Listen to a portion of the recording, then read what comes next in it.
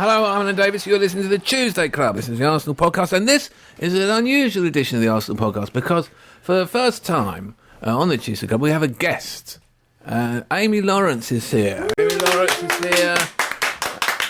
And we have convened especially to converse with Amy. I have Damian Harrison, midfield general, is present. Thank you. Well, you clapped. Yep, that is. And Ty Popoola is here as well. Hi, T. Yeah, you're right. Soho Radio hat. Wednesday, 8 till 10. Amy Lawrence is she's just come from the AGM. Now, you're listening to this. I'm not sure when this is. This is middle of the week. We've played Hull. We don't know the result. We've been recording this before the Hull game, before the Anderlecht game.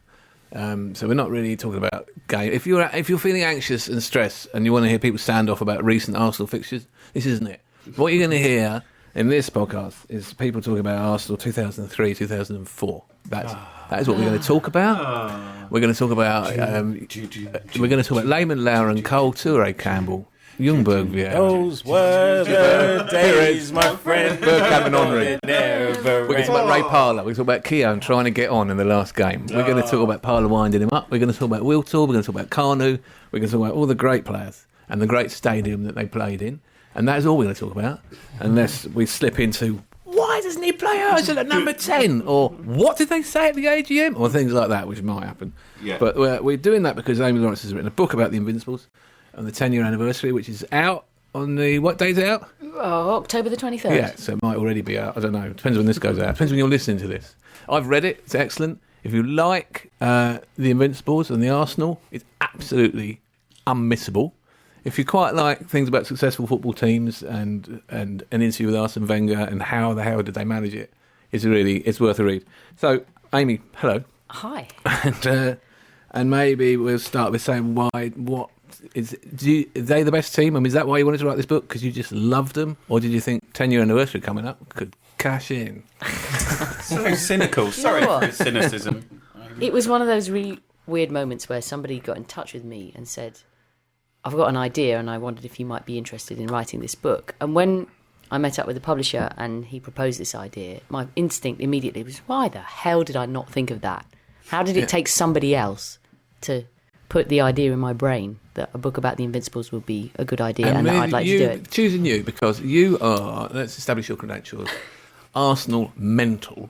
There are many... Can't really dispute that. Amy, if you don't read the Guardian and the Observer, you won't know that Amy writes expertly and has been writing expertly about Premier League and international football for how many years? 20-ish. A long time. And as devotees of Amy Lawrence include Damian Harris here, for example. Big fan of your work. We like any football writer who shows an Arsenal bias unashamedly.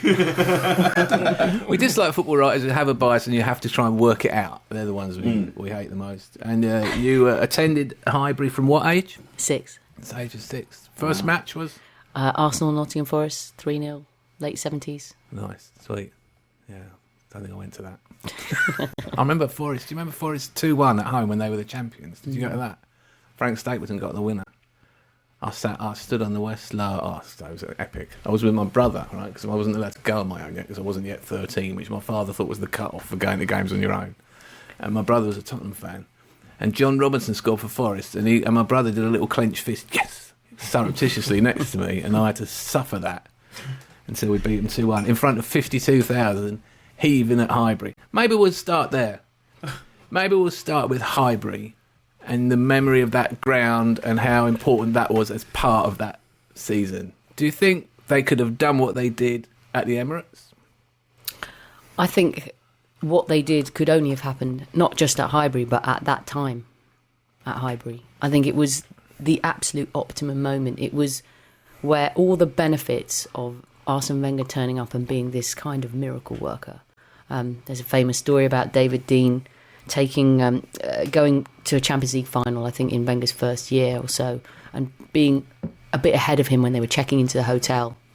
And when you have to fill in the forms, him writing name Arsene Wenger, profession miracle worker, which he actually did. Anyway, that's a digression. But because of where Arsenal are now, and because of this sort of set, you can quite neatly divide Arsene Wenger's reign at Arsenal into two periods. Highbury and Emirates. Pretty much. That we sometimes forget about that first period because everybody's moaning a lot about the second period. Has done in quite a lot of the last decade.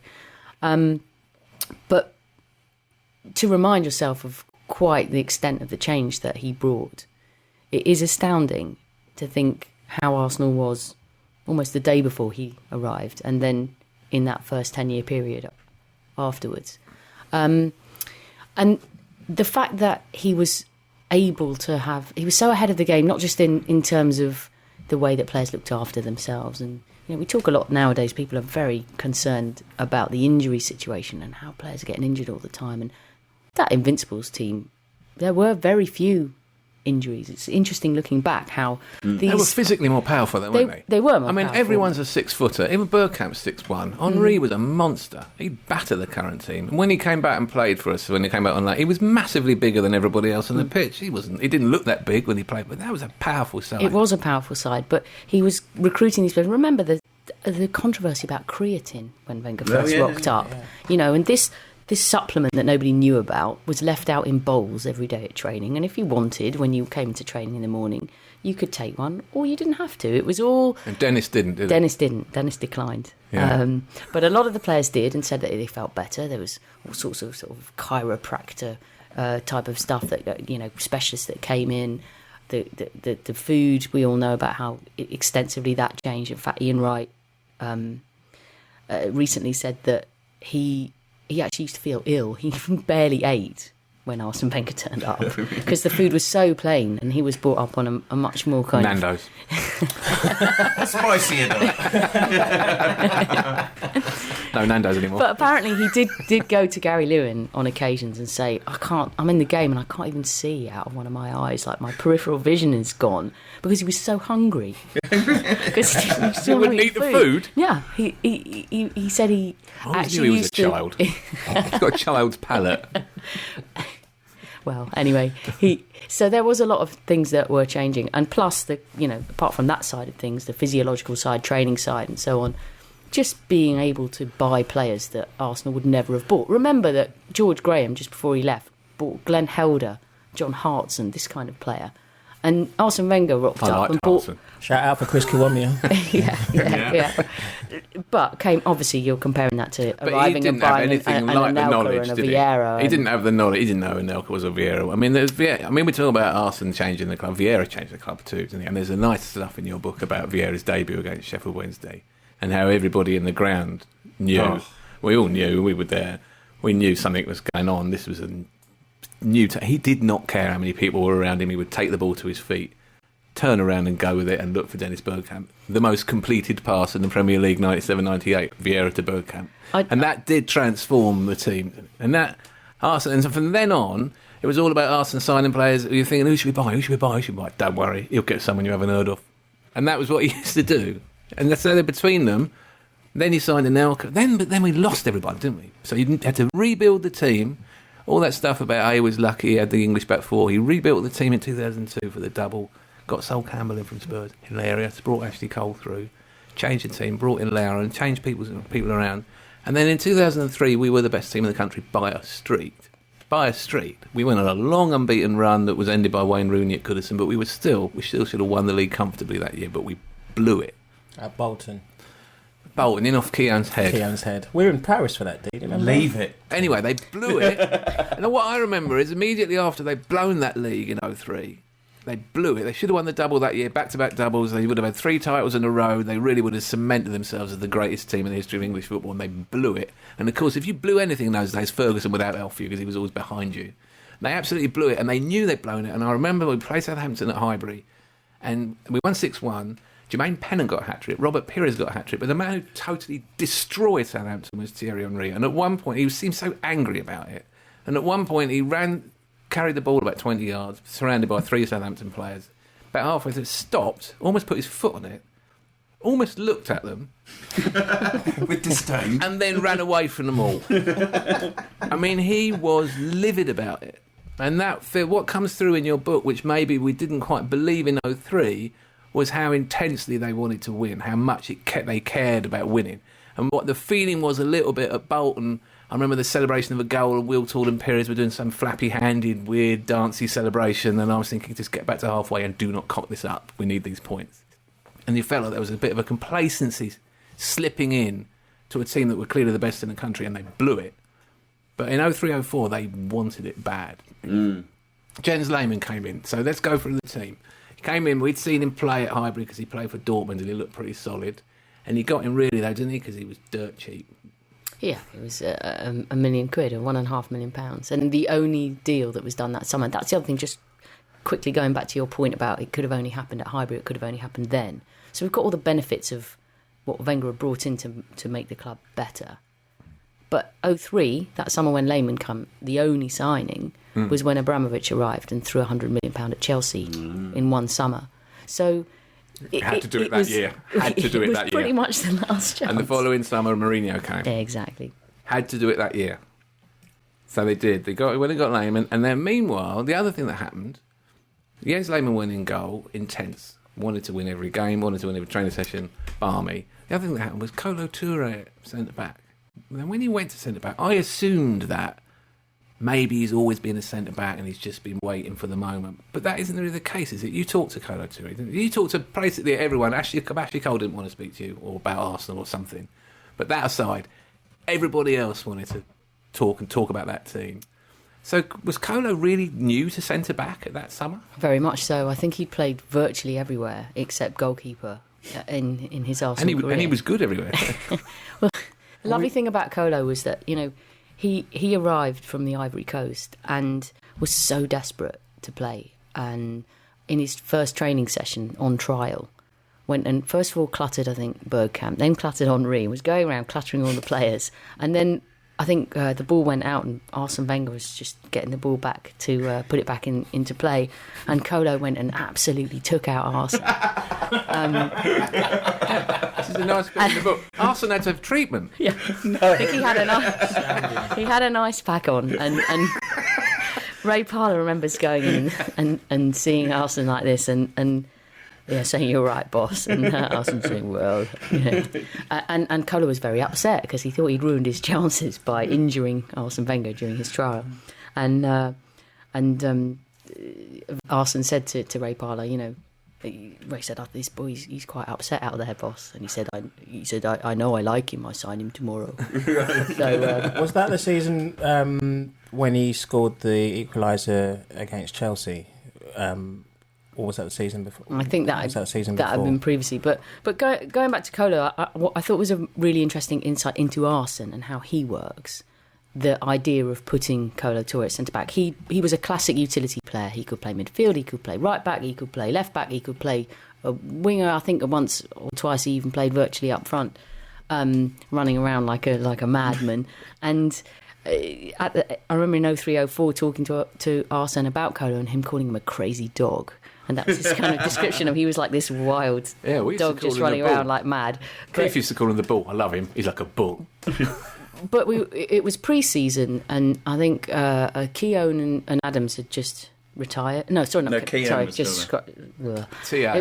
Yes, Tony Adams had just retired. So kind of dealing with that situation was something that was on the cards, and Martin Keown was coming up for 36, 37 years old. So they needed to sort out the centre-back position, and there was a pre-season match against Besiktas, and Arsene Wenger went up to the opposition manager and said, could you watch some of my players and I'll watch some of yours? Is there a part of your team you would like to know how it feels to play against, and we could do the same for each other? He said yes. So he said, please, can you watch my centre-backs? Are your forwards any good? He said, yes, my forwards are good. I said, great. So they played this game, and Wenger basically concentrated on the opposition centre-forwards, and the other manager concentrated on Sol Campbell and Kolo Touré playing together as a pair for the first time. And after the game, well, what did you think?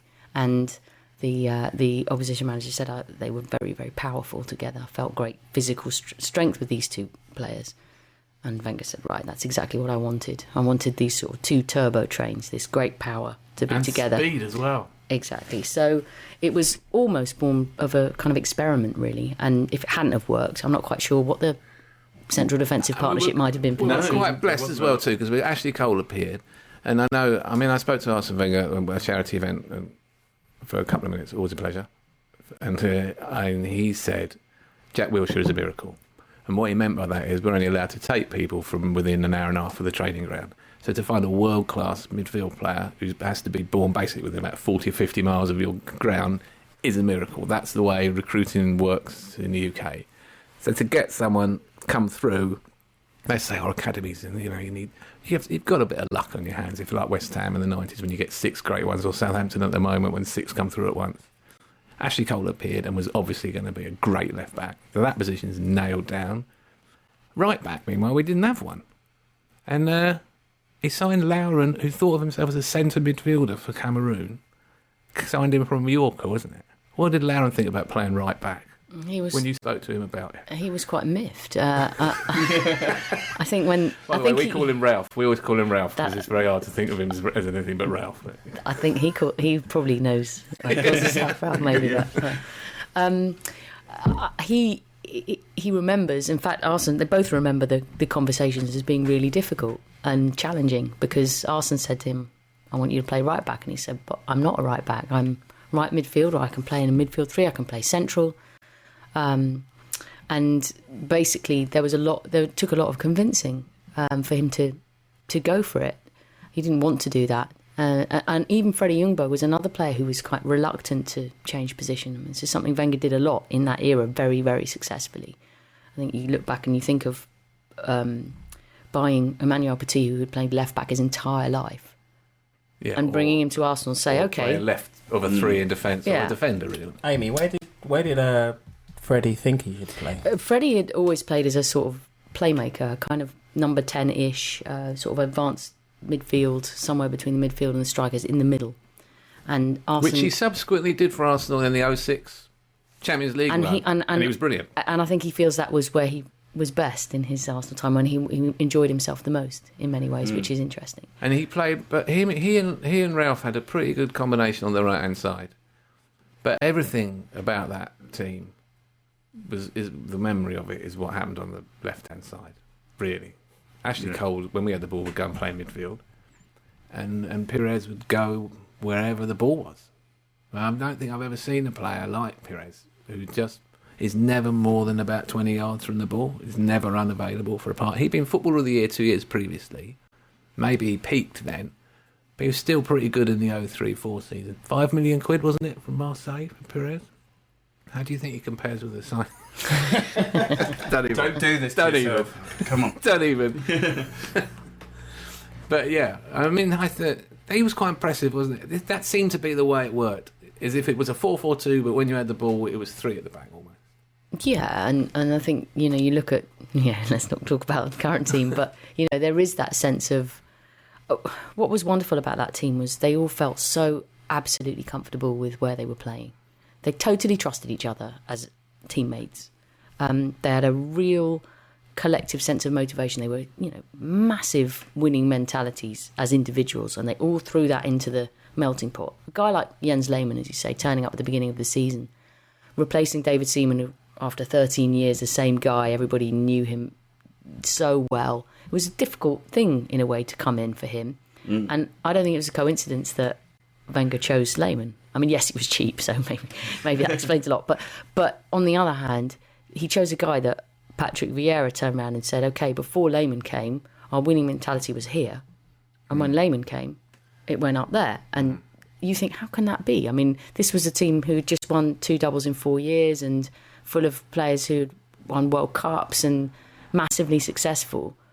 Did they really need to go any further? But there's also that feeling. There was that feeling that we touched on earlier, that they touched great heights in the 02 team, and they blew the 03 league. And did you need a revamp? If you don't renew, you're standing still. Do we need to chop this up? There was talk about Bergkamp being sold to Fulham at one point. There was all talk about him. Once you get to 30, you only get a year. I mean, maybe we'll touch later on how the team broke up, but there was a feeling that we might need people. And he, as you say, he put Toure at centre back, he put Lehmann in goal because Seaman had retired, and then he went with what he had. Gilberto Silva had come the year before after the World Cup. That was a good fee as well. Well, how much did he pay for him? About £4 million or something, wasn't it? Yeah. And a banjo, I The free banjo. Yeah. So you talked to? Did you go to Brazil to talk to Gilberto? Sadly, no, that would have been No. nice. But we Where was he then when you spoke to him? he was in Brazil. We did a Skype interview, Skype? which was a new one for me. Skype. Damn Skype. Is he as nice as he looks? He's You have to be absolutely careful, Amy, when you talk about Gilberto, because Alan feels very, very strongly. So you can only Bit like my It's love the for missing link. Dennis. he's the missing link still. To me, without Gilberto, there is no possibility of a year and a half unbeaten. I mean, it's absolutely impossible to think about it. There is no talk about he mops up every spillage on your. You've got a spotless kitchen floor. Is what I'm saying. Is the metaphor. You will never go. What's that between my? No, Gilberto's cleaned it up. Well, he was. I agree with you on Gilberto. I think massively underrated, but also Edu. And one of the things that I thought was very indicative of the way this team worked was that what came across from talking to them is how much they really loved each other as mates as well. I mean, there was a real proper connection that went on. A lot of these guys had quite different backgrounds, and you think, why would Ray Parlour, get on with Gilberto, or why would Freddie Ljungberg get on with Thierry Henry? There were some quite different personalities and backgrounds, but Arsenal in that season desperately needed, obviously, Gilberto. He came in, and the relationship he built with Vieira was fundamental. But he effectively took that position away from Edu, who perhaps could have done it himself. So you've got a really great player in Edu, who I think could have been a fantastic player for a longer time. He ended up being very unlucky with injuries and leaving and so on. But he helped, even though Gilberto took his place, he helped him settle in. He helped him massively. There was no sense of, they were kind of competing for the same position to play alongside Vieira, and they were like Edu's absolutely. story is really sad, though, isn't it? Because Edu had a terrible situation, didn't he, when he arrived at Arsenal? Can you talk to us a bit about that, what he told you about his family? Extraordinary. I mean, first of all, he had a difficult start because I think when he arrived at Heathrow, he'd been given a bum passport by his agent. He actually qualified for a perfectly legitimate European passport, but for some reason ended up with a Silvino cast-off or something. And Wow. And he got sent. I think he got sent back at the first attempt coming into the country because the paperwork was not quite right. So there was a kind of delay, and then he went home and returned. And I think there'd been some terrible tragedies in the family. And his sister died when he'd only just come to England, and then he had a terrible injury. So he was injured. He was dealing with family tragedy. He was far from home. He didn't really speak English, and it was clearly a massive personal test of him. And he just says that the way that Arsene Wenger dealt with that situation was unbelievable for him.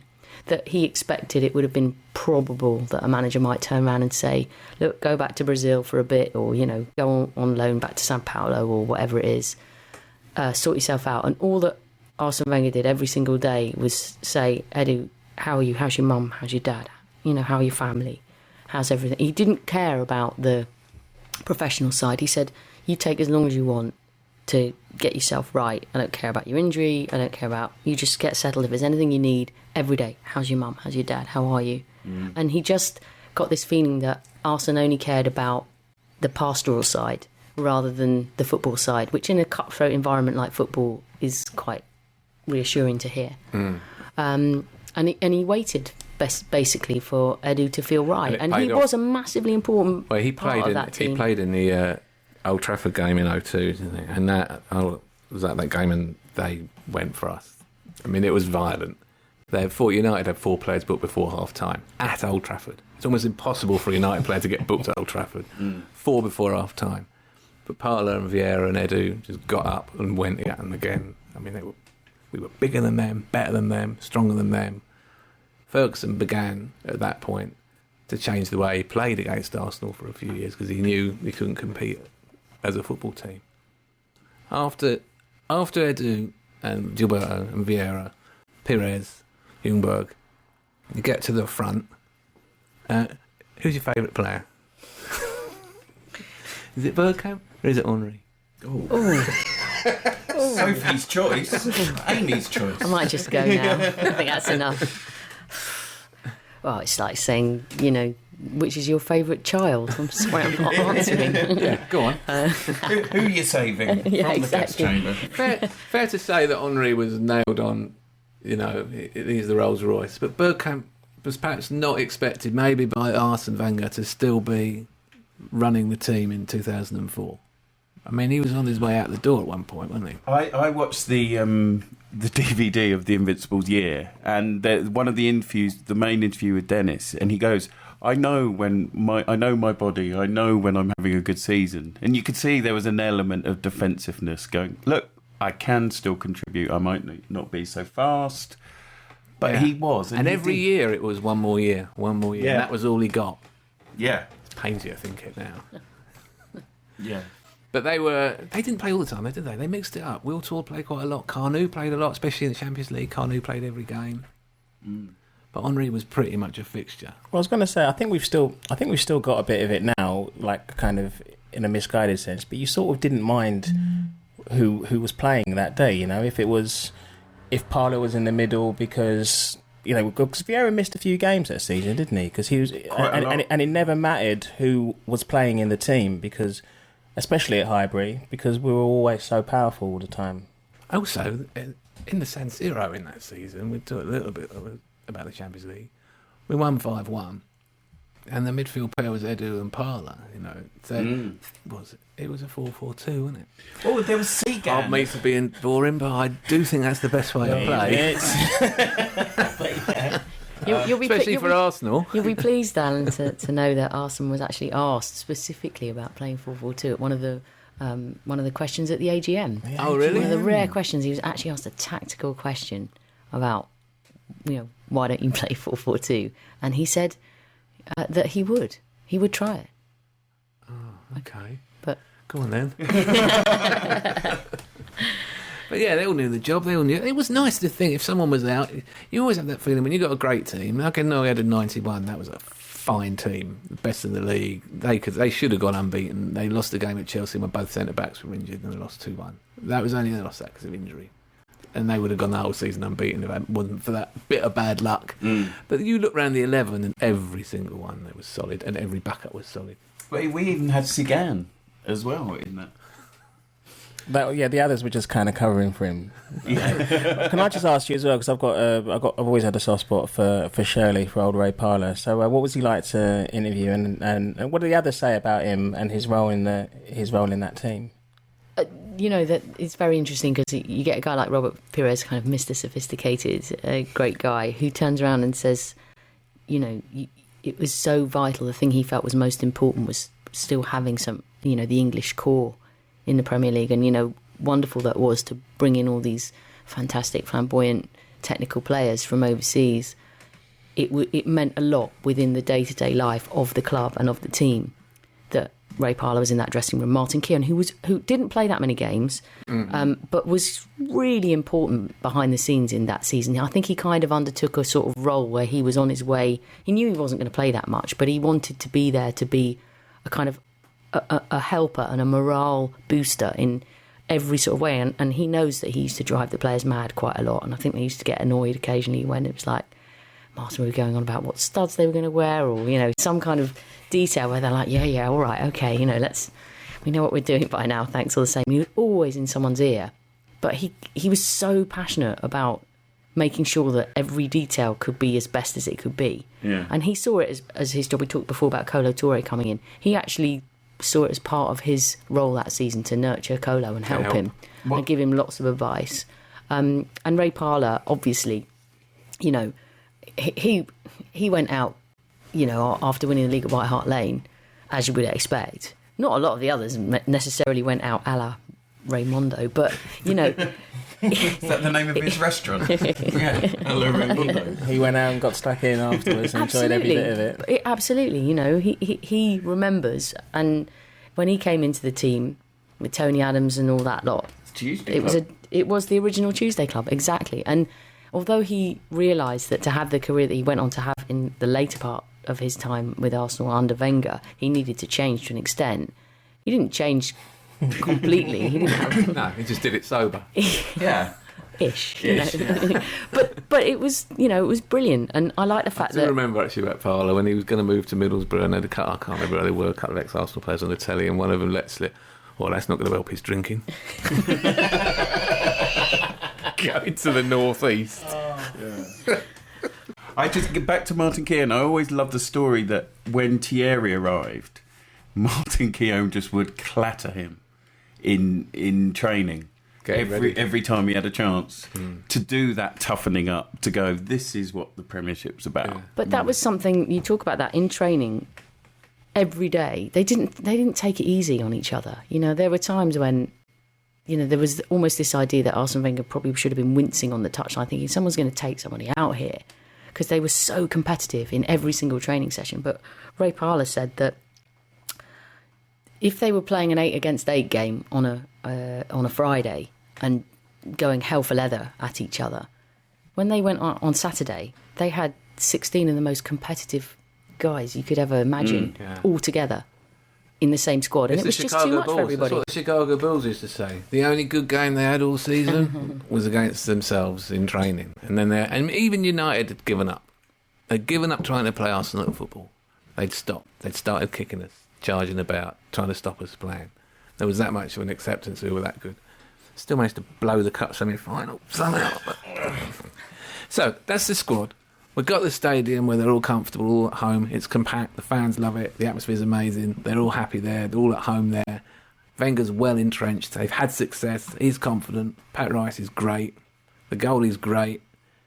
All the players are settled. They all get on. So then they start playing. So let's talk about the games. It was hard to go unbeaten for 49 games. It's hard to go unbeaten all season, but they started off quite well at the end of the last season with 2 big thumping wins. And then started off pretty well, and then had a game at Old Trafford that was, when was that? September time? Yeah, early September. on. What did Keown have to say about Van Nistelrooy had a Horse penalty face. in the last minute, slightly dodgy pen, I thought. Horseface. And on top of that, Patrick Vieira had been sent off, hadn't he? Because Horse I think the face. two things are absolutely linked. he'd done a sort of kick out in the direction of Van Nistelrooy, but was very far away from any actual contact. And they obviously hadn't actually deliberately tried. He'd gone down feigning injury and got Vieira sent off. So Keown is pumped. Van Nistelrooy smashes the penalty against the crossbar, and Keown does not get on with the game at that point. Now, this is what I love about this, right? At that moment, the ball's in play. Right, at that moment, the game is going on. It's come back off the bar. The game is going on. And Keown is just... he's after Van Nistelrooy. What? Something must have happened. There must have been an immediate foul or something to allow him to elbow him in the head the way that he did. I think also there's history there. I got the feeling from Martin that he'd had enough of Van Nistelrooy even before that game, and that there had been other matches where he'd been a problem, and he they cheated didn't. blatantly, you mean?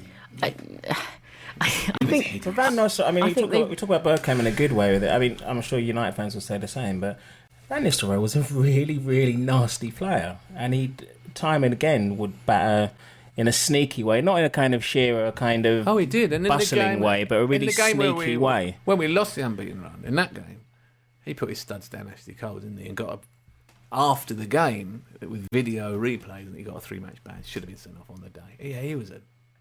Well, As you that say, was the sly. dark side of the Dutch mentality, I would say. but There you Keown... It's very international, this podcast. Isn't it? Keown is he ashamed, embarrassed? Does he laugh? Does he smile coyly, or does he go, "Yeah, that was a good day"? no. I think he's a bit embarrassed, Right. Oh, but it's mixed with a sense of enormous this is pride. why I did it. Yeah, I did that.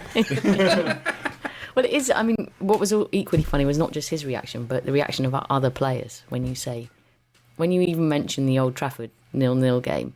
Almost the first thing that seems to come into a lot of people's heads is the image of Keown and Van Nistelrooy. Yeah. You know, and I think it was Colo Torre did this kind of cartoon laugh, like ha ha ha. You know, it was fun. You know, you can tell that they regard it quite warmly.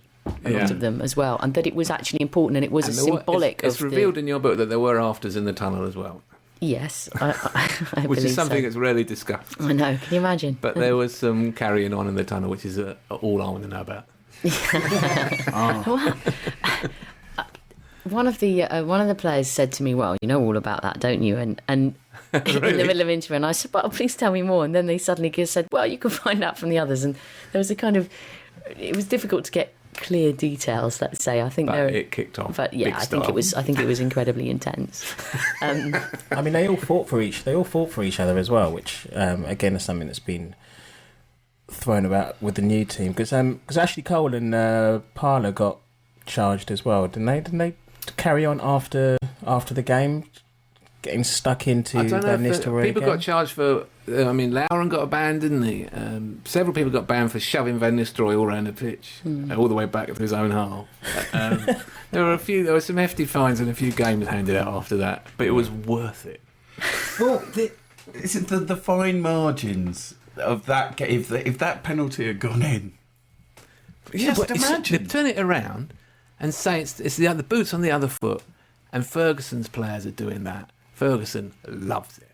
He wants that. Yeah. I mean, he talked about when he signed Viv Anderson, he saw a game where Arsenal played at Old Trafford, and David Rocastle got sent off for tangling with Norman Whiteside. It was a thug. 87.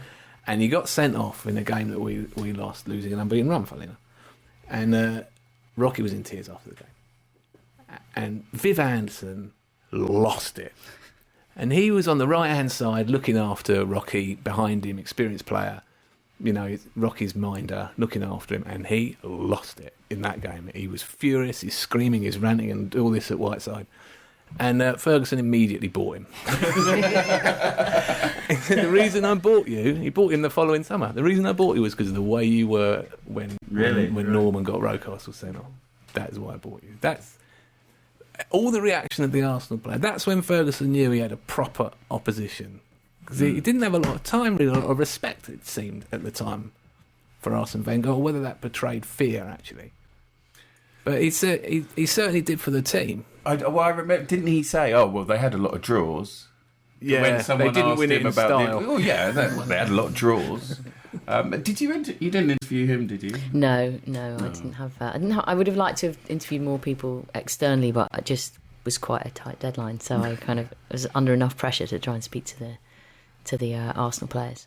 I did speak to James Scowcroft, who played for Leicester on the final day, which was quite nice to get the perspective of someone playing against that team and on that day, and that was very revealing. And the thing that he remembers very clearly, there's two great stories. The first one is of them arriving at Highbury and going into the away dressing room and doing their usual preparation for an away game. They'd already been relegated, but they'd been told that because of the amount of money that you get depending on what position you finish in the league, there was about £1 million or so at stake, whether they finished bottom or second from bottom or third from bottom, all of which was possible according to the result. So they were informed that it would be in everybody's interests if they tried very hard to get a result. And Mickey Adams, the manager, came in, sat down. The usual procedure for an away game would be everybody's getting dressed, and he brings out his clipboard and a big white sheet of paper, sort of A3 size, one of those wall chart things, and writes down the opposition team and then goes through one by one who's doing what. Watch out for this player. Watch out for they do this here, and he wrote down the Arsenal team sheet. Took a look at his players and said, "All the best with this lot, lads," and walked out. And they were actually 1-0 up. They were 1-0 up, Yeah. and playing quite well. And Arsenal were very, as was the case in all of the last 4 matches, having actually won the league. Yeah. Very flat. Could easily have gone wrong. It did in '98. They lost the last 2 league games, didn't they? He remembers seeing Arsene Wenger in the second half, going to Thierry and saying, "Come on, step it up," and that he said he'd never seen a player ever go from sort of first gear to fifth gear so smoothly as Thierry did from that moment to just step everybody up to recover the game. Yeah. But it was a laser guided pass from Dennis what a Bergkamp to beautiful Patrick goal. Vieira. It was. Well, that's because I was trying to work out my favourite goal of that season. Can we do this now? Yeah. Sorry to do, but I mean, Let's what was do it yours? now. It's a brilliant question. Well, Alan, you and I have talked before about the Thierry goal against Liverpool. Yeah. Significance. We played Liverpool at Highbury. We lost the Cup semi-final. We lost the Champions League quarter-final. And we were 2-1 down at half-time, looking like we might blow the league for the second season running. With all the same feeling of fragility.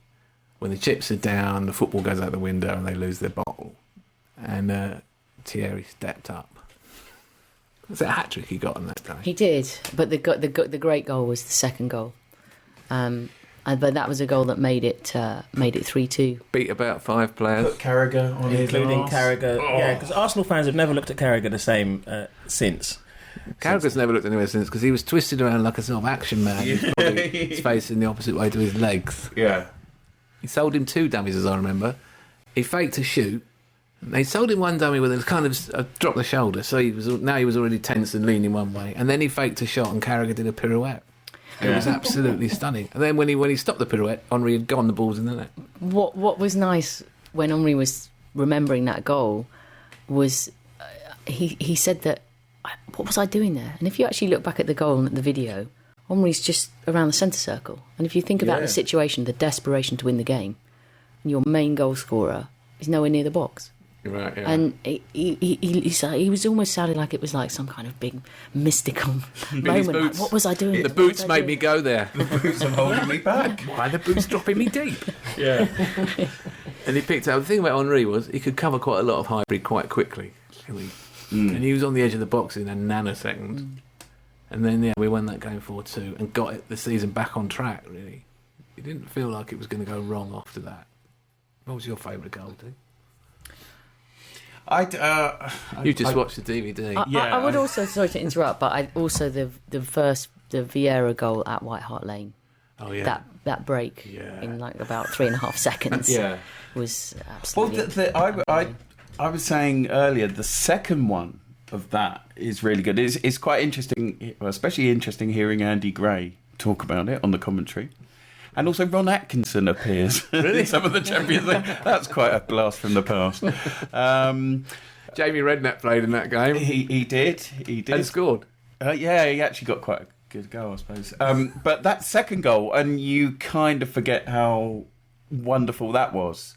And that was sort of pretty much... it looked so easy too. Yeah, I mean, we were 2 up in 25 minutes and cruising. Sliced through them. And then the second half, they got one back, and then Lehman had a mare, didn't he? And you saw the little flaw in his character that probably cost us the Champions League, but 2 years later, when he lost his rag with Robbie Keane, don't let Robbie Keane wind you up in the last minute. He's not worth standing it. on your toes. It's not worth it.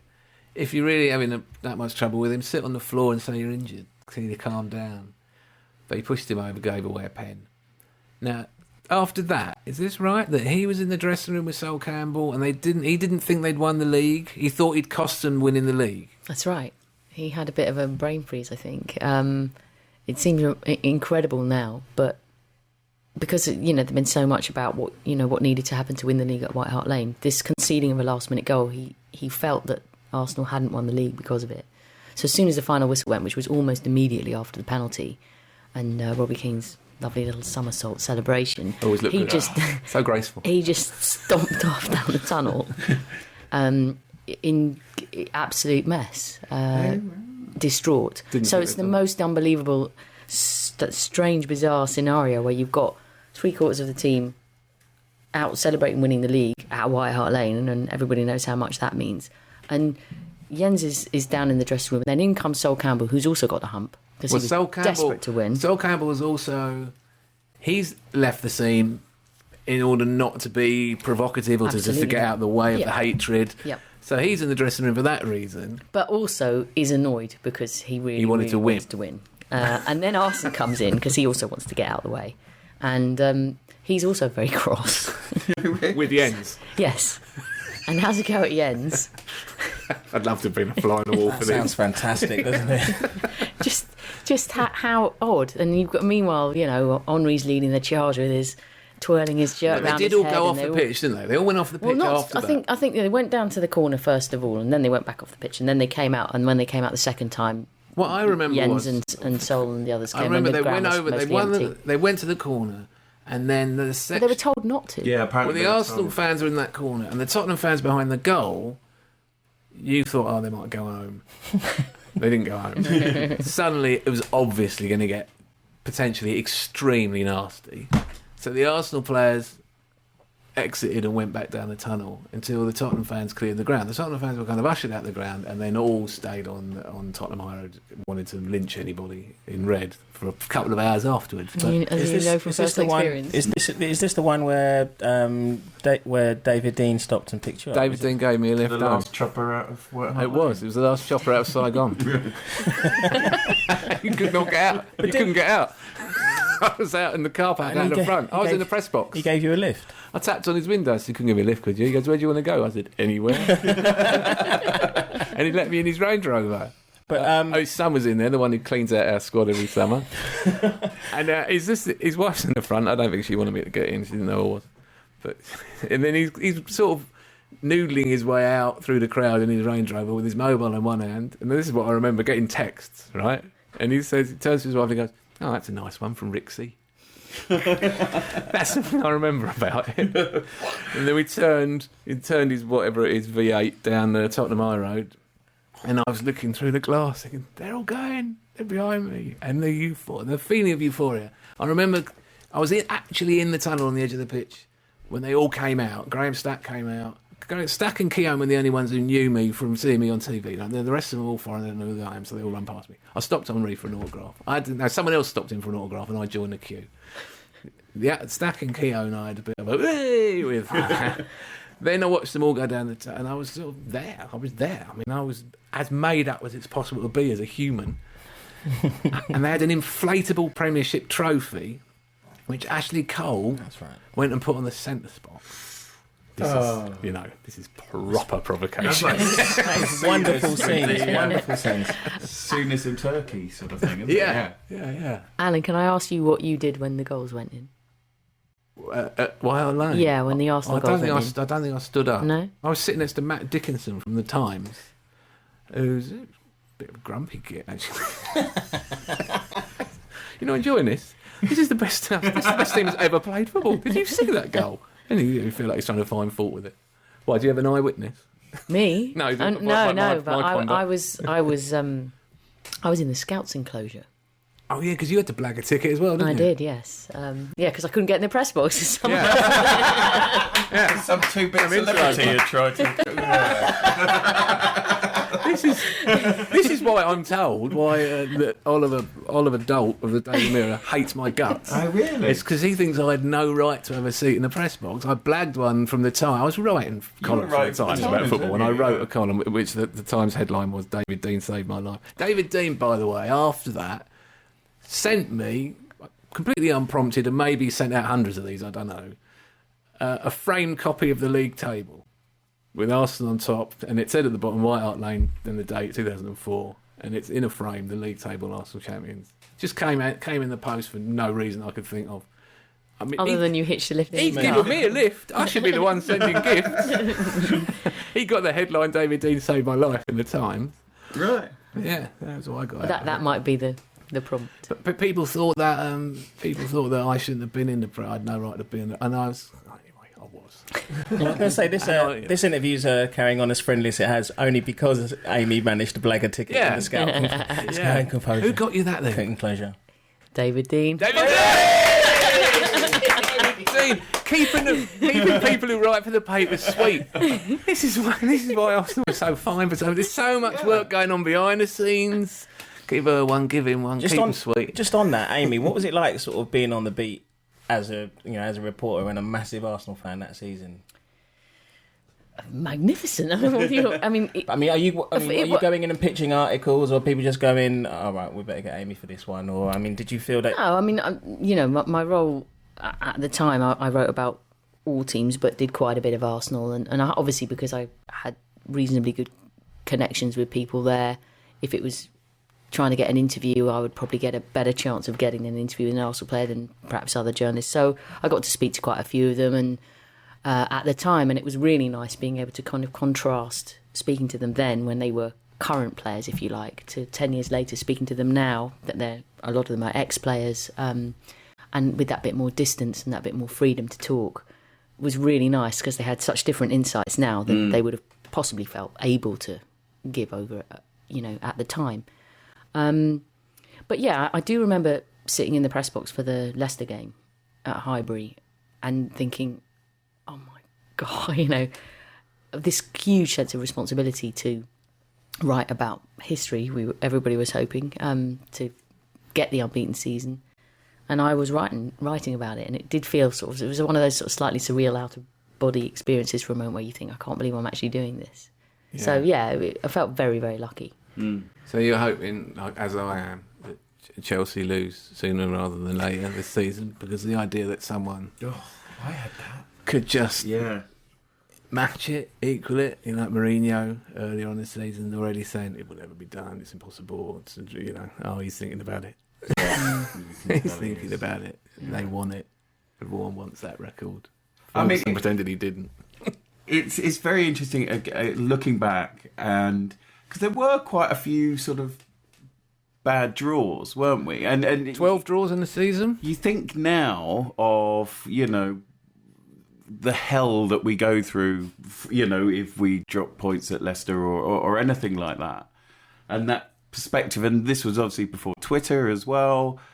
And you think, right, well, did we draw it with Fulham at home, and Van der Sar had an amazing game, and you didn't feel that tension in the way that you do now. Yeah, that you do. Every now. result is so poured over because there's so much online. The sports sections are bigger. There's more and more and more. Yeah, it was just like old football.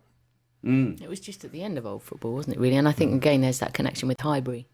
The way that when you look back and you get a bit of nostalgia for that team and that time, it's all about going to Highbury as well. And it doesn't feel the same, does it? No. Also, at that time, Arsenal did have the biggest wage bill, didn't they? And that usually is an indicator of who's going to finish top of the league.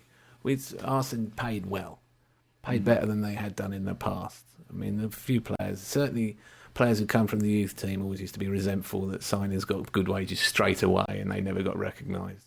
Tony Adams used to go in for meetings with George Graham, like, don't worry lads, and then he'd come out and he'd have a pay rise. That's how George kept him sweet.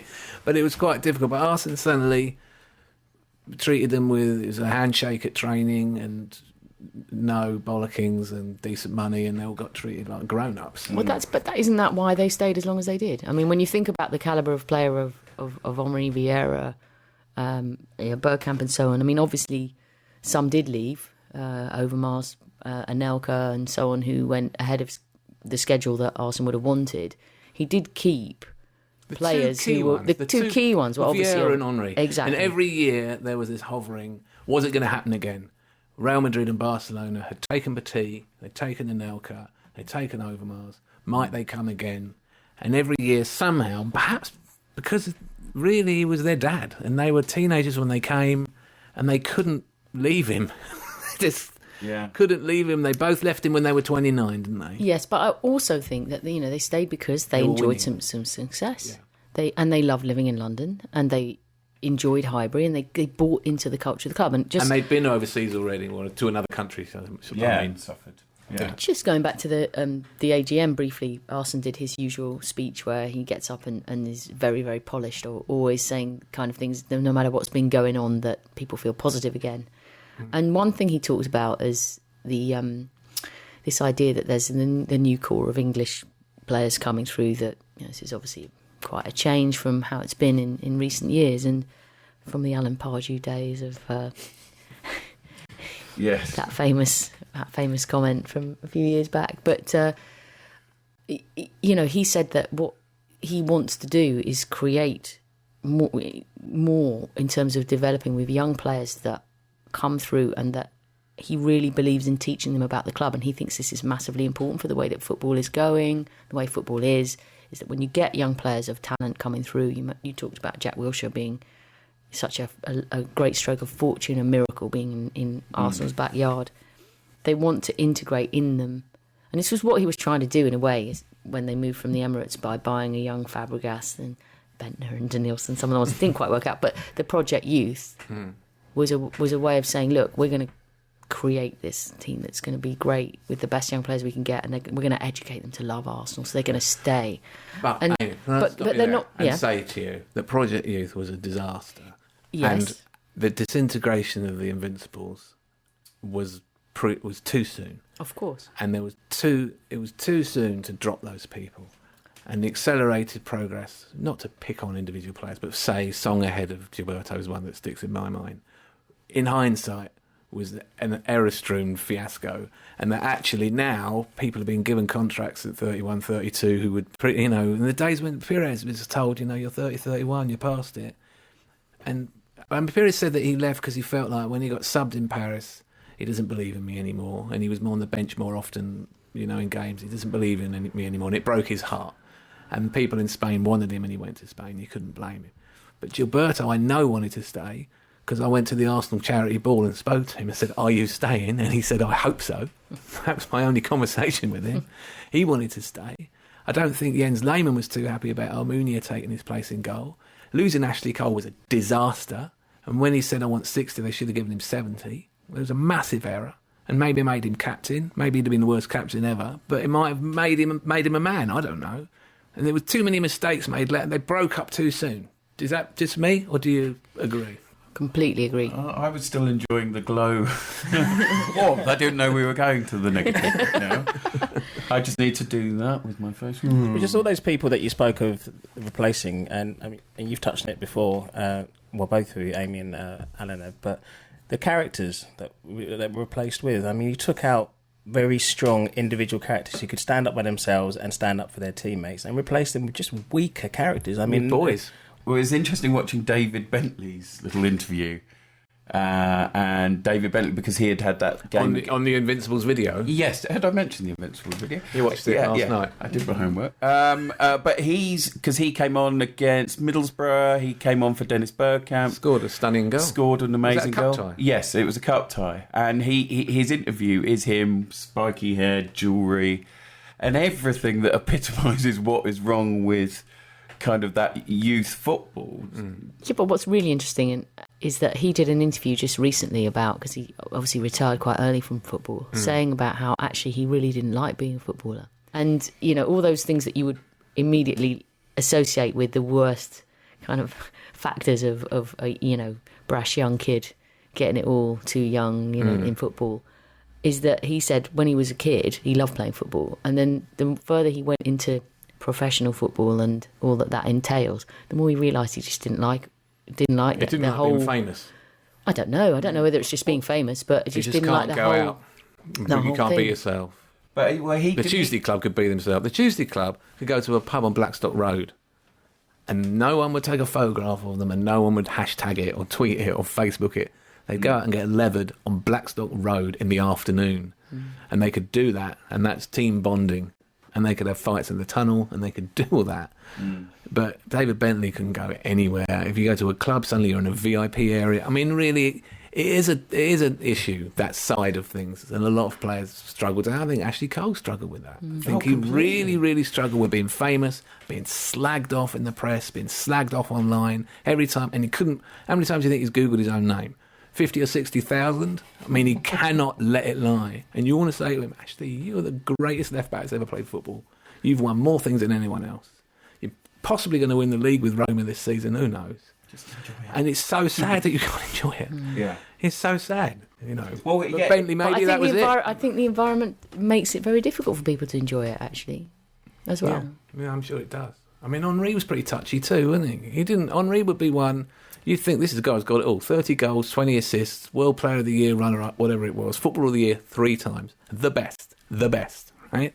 Phoning up journalists who give him a bad review, basically.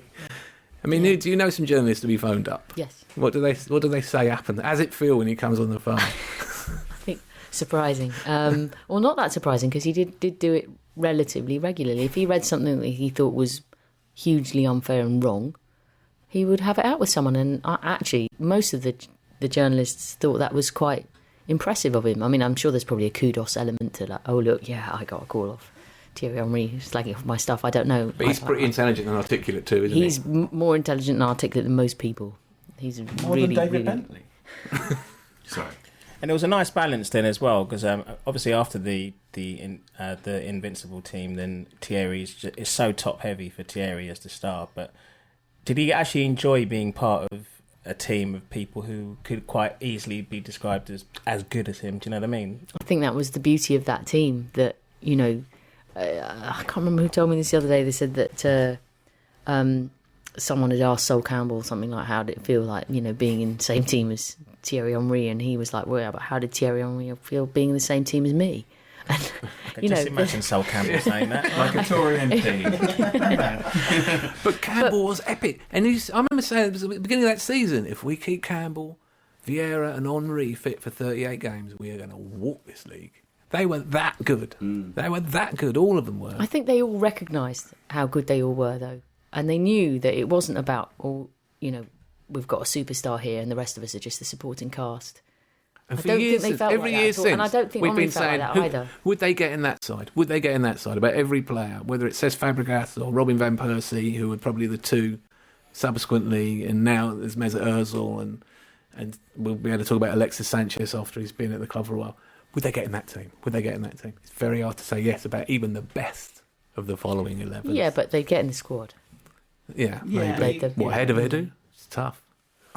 It's tough. Would they be able to mix it on? I mean, that's the thing. Would you have Wiltor or Kanu or Alexis? I don't know. I mean, it's definitely a conversation. Well, that was a very interesting thing. You noticed that Kanu and Will Tord were still around.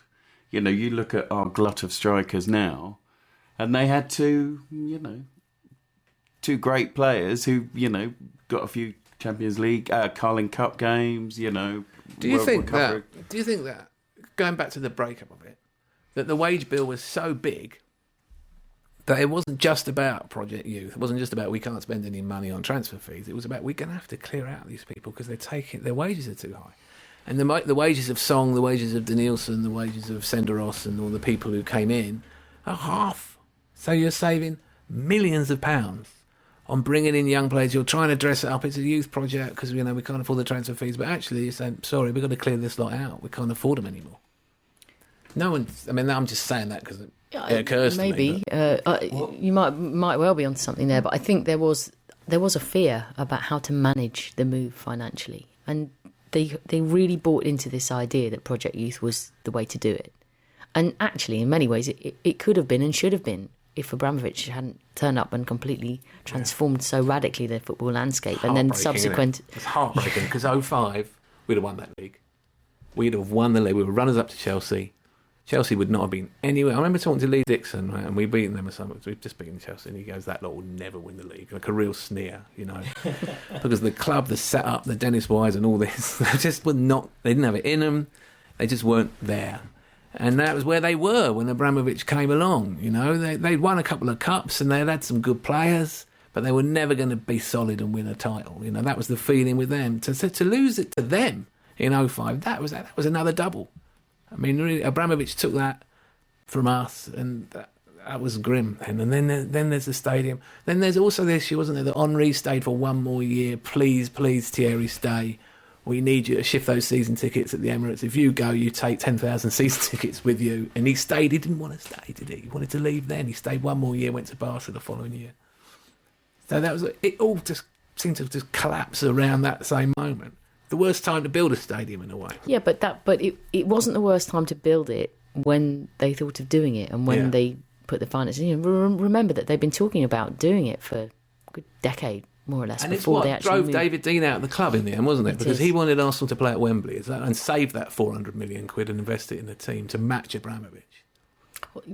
Well, I think the decision had been made by them. They didn't know about Abramovich. When they made the decision, when they signed all the paperwork and they went through hundreds of pages of contracts and God knows what and things with the council. I mean, it was a massive, massive project. It took up basically a few years of Ken Fryer and Danny Fisman's professional lives sorting out that stadium move, negotiating with all the businesses moving and everything. Exactly. It was a huge project. And, they made all those decisions pre-Abramovich. And all the projections of, okay, this is how much we're going to have to spend for the first few seasons, and then this will happen, and then we'll be making this much money. And all of those projections almost were immediately obliterated the second that Roman Abramovich flew his helicopter over Stamford Bridge. Parked his tanks on the lawn and fired £50 notes. Because he did want to buy Henry, didn't he? He wanted to buy Henry and he wanted to buy Vieira. Offered a lot of money. But it was unthinkable to David Dein to sell those players to a rival, which is a bit... It's hurting me now thinking about Van Persie at Old Trafford and Fabregas at Stamford Bridge. I remember the first game, Chelsea post Abramovich, and they were. I remember, and they were singing "We're effing loaded" like that, and they had Russian hats on, and it all looked quite funny. Yeah, and you're going, "No." We're all going, this will go wrong. Yeah. No. I remember Martin Samuel saying, "Something will happen. Something always does." Yeah, they'll find the bodies in Russia. Yeah, exactly. Someone will poison him. Yeah. How Yeah, that turned out to be wishful thinking. Yeah. Yeah, the moment when you knew it had happened, though, wasn't it? Was when they won the Champions League quarter-final on our ground. And in the book, it's interesting, the cups that season. Before we started recording this podcast, we were remembering Middlesbrough in the League Cup. And that was a tight semi-final that went against us. And Middlesbrough went on to get to the UEFA Cup final the following year. I mean, that was a big deal for them. And that was McLaren, and they had a good team. So you're thinking, second leg, put the team out. Put the first team out. We want to, by the way, we're in a cup, let's win it. Put the first team out. And at the time, unthinkable. It's only the League Cup. What a weekend. Now I look back and think, oh, God, I wish we just put the team out second leg. Would it have mattered? Gone out, battered them, gone to the final, beaten Bolton, won the League Cup. What's the harm in that? 2 more matches. And then he gets, in the book, Wenger talks about the FA Cup semi-final against Manchester United, Villa Park, 4 days before we play Chelsea in the return, and he wishes he sacrificed it. Is that, what did he say about that? I thought that was really fascinating, because it's felt like the big regret. And in fact, one of the big senses I got talking to, 15 or 20 people involved in that season was how, with all of them, they thought, oh, we should have won the Champions League that year. It was a very consistent theme. It kept coming back. Everybody that you spoke to, you could see it in their faces. You could see it in their body language when you dare to mention that game at, Wayne Bridge's name or whatever, and we should have won the Champions League that year. It was absolutely... We got a draw at Chelsea. We were 1-0 up. Was it Reyes scored? Yeah. 1-0 up at half-time in the second leg at Highbury. And then the moment they got the away goal, it collapsed. They went on and lost to Monaco in the semi-final. Yeah. And Monaco it was the first Mourinho, it was the classic Matador. Monaco, good footballing team, lots of good players. Was it Lizarazu, I think, was in the side? Some good players anyway. And Porto did them 3-0 in about the last 20 minutes when they were knackered, having not even tried to play football for the first hour, Which is possibly what would have happened to Arsenal if they got through. Maybe, but you're absolutely right. I think the feeling within the team is that they felt like they could have done it and should have done it. But the fascinating one was Wenger, as you say, admitting and realising that, they were desperate. They were desperate to win the Champions League, that group, and they felt they were the best team in Europe at that time. And their passage to winning it was Chelsea, Monaco, Porto. Exactly. And for Arsene to turn around now and say, if I'd have... my one regret of that season is that I didn't really throw the Man United game. So he felt that there was enough in the team to manage all 3 matches. And in the end, he played a pretty strong team for the Man United semi-final. He left out Henry and Pires, didn't he? Aladier was started his first game in Yonks, I think, that night, instead of Henry. But he felt that the efforts that the team put into a kind of really dogged, not particularly pretty match against Manchester United in that semi-final at Villa Park, he felt the physical effects of that in the last quarter of an hour against Chelsea at home, which is when the energy drained. So that's what he thinks. Because I've blanked that out so much that I can remember very little about that, apart from us, Alan, sitting in the pub afterwards, and then you kind of. Well, I remember about that as we were driving back from Villa Park. We went, and you got the ump because I turned the radio off and the Grand National came on. You were going, I've got a bet on that. I was going, I hate horse racing. Now I don't know who won. Can you imagine it? Being in the car and not knowing who, because there's no Twitter, there's no internet, right? We just have to drive down the M6 not knowing who won the national. I had to talk to my mates, it was killing me. No, I was saying I completely blanked out the Chelsea game, but we sat in a pub afterwards and then we left quite drunk afterwards, and you went through all the things all the worst things that happened in your Arsenal watching career. Oh yeah, your Before despair. that, I was It's not as bad completely- as. Yeah, we had to talk him down. It's not as bad as Valencia 1980. That was what we got to. But what I was wondering, Real what was Zaragoza.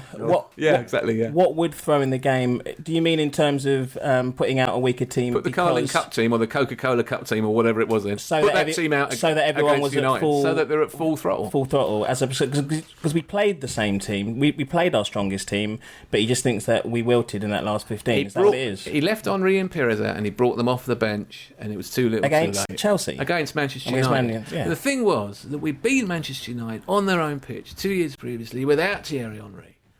So there was a feeling that we could beat Man United without Thierry Henry. Ryan you know. Giggs, Ryan And Giggs, Mr. Open Goal, Ryan Giggs. Hey. Oh yeah, well that was the 03. Yeah. That was the 03 Cup. We could do it without him. That was the theory, but we didn't. We blew it. But the thing, that was the first. That was Ranieri was the manager, but that was the Abramovich money. There was Claude Makélélé and Frank Lampard. I remember them passing it around someone in our midfield, thinking, "Uh-oh."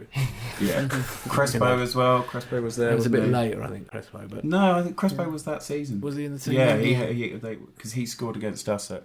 Oh, he scored a screamer, didn't he? Yeah, Absolute screamer. We didn't make very many chances in that second half, did we? We were tired. Against- We were tired, and they could pass it. They had a decent side. Do you think? Because I've always kind of said this. I might be just because it was such a blow.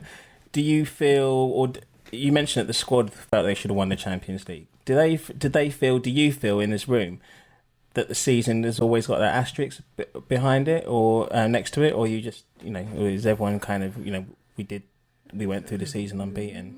I don't know. The United fans will say it does, because they'll say to you, "Give me a treble or an unbeaten season, and I'll take a treble. Thank you very much." We'd say, "Well, we'll have an unbeaten season because it's it's your joy, it's your pleasure, it's your no one's done that." And they were great. They were the best.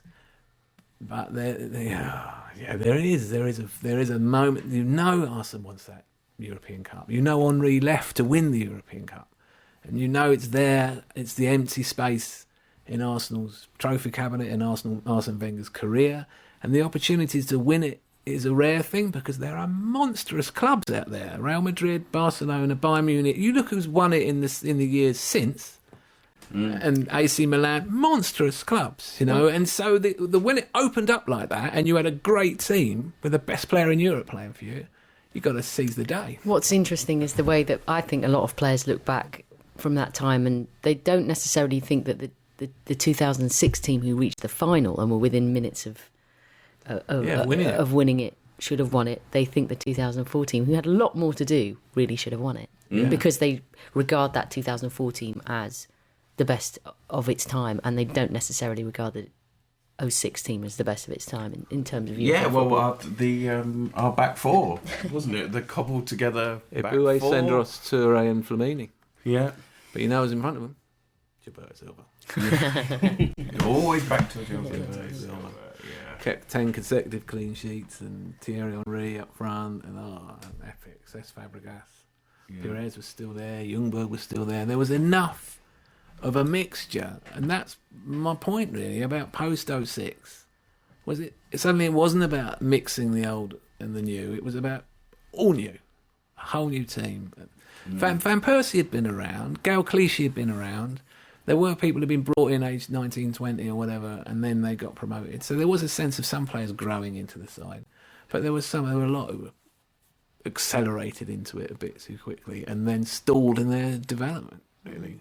And there was no way, if Frank Lampard was playing against Danielson, it was a case of bothered. And Danielson's busting a gut out there. He's never fought him for effort, but he's just too big an ask, isn't it? Maybe just simply physically. I mean, that was one of the things about it. I thought, I don't mind, all right, I don't mind all these kids. Where's the power? Where's the power and the pace? And it's sort of a shift. I spoke to Pat Rice last season. I went to Carrow Road as a guest of Stephen Fry, as a director of Norwich City. A very pleasant afternoon. With Delia's cooking, and Pat Rice is there. Lovely to see him. Massively unwell, terrible operation. All this back, he's back. And I had a bit of a chat with him, and I said to him, why was there the change? He was talking about the Invincibles team. He was talking about how opposition players used to look across them at them in the tunnel and think, well, I've got no chance. Look at the size of them for a start. I said, why did he go to smaller, technical ball playing? Why was it all suddenly about retention of possession? What happened to explosive power and the break? Why is it all, if we've got the ball for 70% of the time, we'll win all little... Why did he do that? Why did he shift to smaller players, expecting the insight? And he goes, I don't know. I thought, well, if you don't know, no one knows. And no, and Arsene never really explained it. I did read something about, there were stats about Real Madrid and Barcelona who were perennially going deep into the Champions League, and Barcelona especially winning it, retaining the ball. I mean, in the final against us in 2006, they had the ball for 72% or something like that against 10 men. And it all fell apart in the last 50 minutes because we were knackered. Is it too simplistic to say that Cesc Fabregas was for the reason for the change? Seeing him coming. Well, I think it's true, and I think also I remember being at Crystal Palace in Patrick Vieira's last season, and he got caught in possession a couple of times, and he got caught in possession a couple of times, and we're looking at our watches. He got caught in possession a couple of times, and it was everyone was playing three in midfield, and outnumbering our midfield too, and there was a shift towards three midfielders, and Fabregas, he wanted him to play there, couldn't really, with everyone else playing three, he couldn't play a two, especially if Cesc was one of them, because he didn't have the physical power. So we shifted to three, and we've never gone back, and we still don't have two in there who've got the physical power. If you play only against have one who's got the physical power. No, we don't have anyone who's got any physical power. And on that note.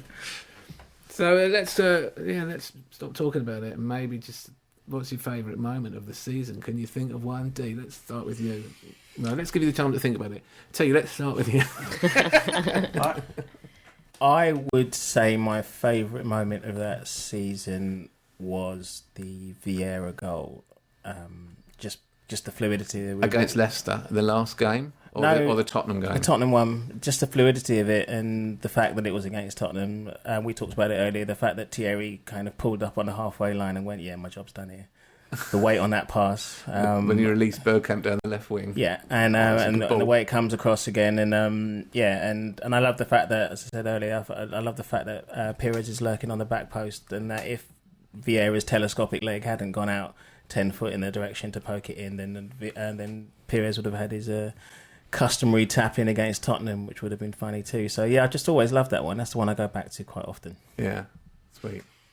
Go on. Most of mine are Dennis related, unsurprisingly. Dennis as captain, running half the pitch against Birmingham, and just dinking it over the keeper and pointing to his. Pointing to the armband. Yeah, pointing to the armband. I see. He's just watched the DVD. He's got a head start. But the was it Chelsea? Was it Chelsea away? Was it that season when he put Vieira in, or was that the following That was season? my next one. That was my moment. The pass, the greatest pass in the history of football. Yeah, at Stamford Bridge. Just cuts out. I'm biased towards Dennis. It's not obvious. No, okay. I have called my cat Dennis. But, so there's that moment, but the other one would be Thierry against Man City, because we were right behind that goal, the sort of in the shot rain into the far corner. Yeah, lashed it. And I've never been that precisely behind a ball. And yeah, that was wonderful. Yeah. Wonderful moment.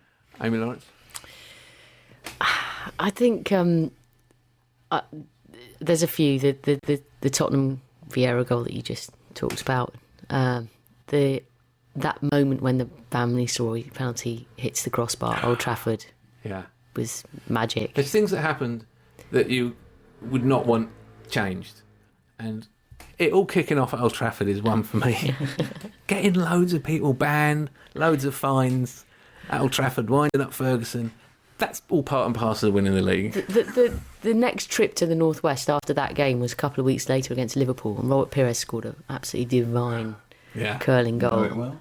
And all the players kind of gathered together in this huddle afterwards, and they celebrated obviously very close to a TV camera, and the microphone really picks up this kind of visceral, kind of primeval scream that they collectively have. Where you could feel all the emotion of that moment and this sort of release of tension. I thought that was quite meaningful. And the other one I would probably pick out, apart from the obvious kind of Leicester and this lovely feeling, this glow, this just afterglow, just after the final whistle of the Leicester game at Highbury, which just feels like a perfect snapshot of time. And then we got the trophy. But the Inter Milan 5-1 that you mentioned as well, it was a really terrible day. It was pouring with rain in Milan that day, all day, absolutely disgusting day. And the Champions League hadn't been going very well, and there wasn't a great deal of expectancy of anything And we particularly lost good 3-0 going. at home to them, haven't we? Lost 3-0 at home. No Vieira, no Gilberto Silva. As you said, a midfield of Parla and Edu, Sagan playing at the back. It was a kind of almost a Carling Cup team in some Ray ways. Parlour captain. And and to win 5-1, and when you watch those goals, especially the goals at the end, it was a brilliant moment when I think it was Materazzi tried to get a penalty for Inter by cheating, and Arsenal broke and scored.